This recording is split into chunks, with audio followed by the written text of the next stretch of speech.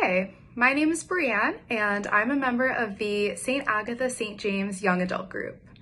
Today, I will be sharing some insight on the topic of being successful as a Catholic.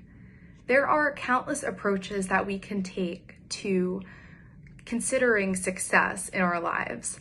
The perspective that I am focusing on is that of using the gifts that God has given us to perform acts of love that create something greater than what we started with. And by doing these acts, we experience joy that we cannot replicate from other ways.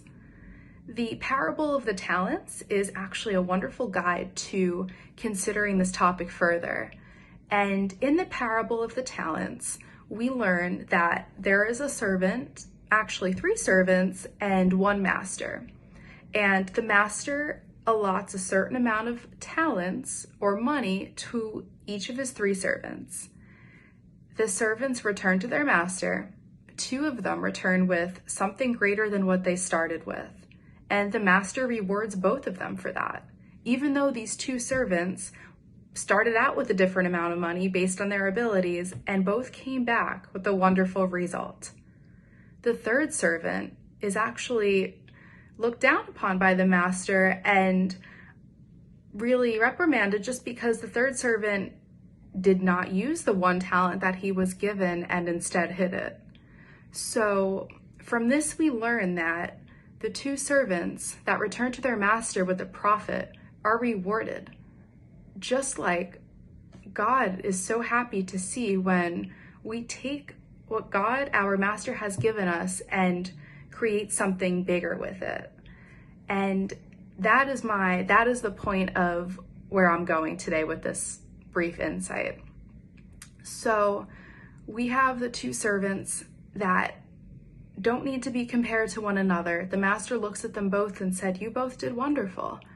And that really shows how we don't need to compare what we do and how we do it to others. And we don't need to quantify our success and see it as a competition. And just to take that a little bit further, we are given talents and gifts from God. And just like the master gave his servants money, God has given us these gifts to do something with. And we can think of these gifts as our resources, our abilities, the things that we use in our lives to make things, to form relationships, to learn about ourselves, and most importantly, to love God.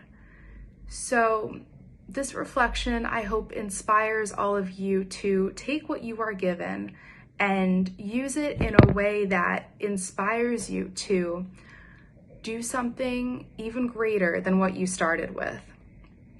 The most important thing is that you really consider this in a way where you see yourself as capable and able to chase after what you're looking for, even though right now you might not feel that you're in a situation where you have opportunities to be successful. You do, and that is through using your gifts and your talents to do acts of love for anybody in your lives. And by doing these acts of love, you create a result that is something bigger and something greater than what you had before. That is truly irreplaceable. And I encourage all of you to seek opportunities to be successful by doing these acts.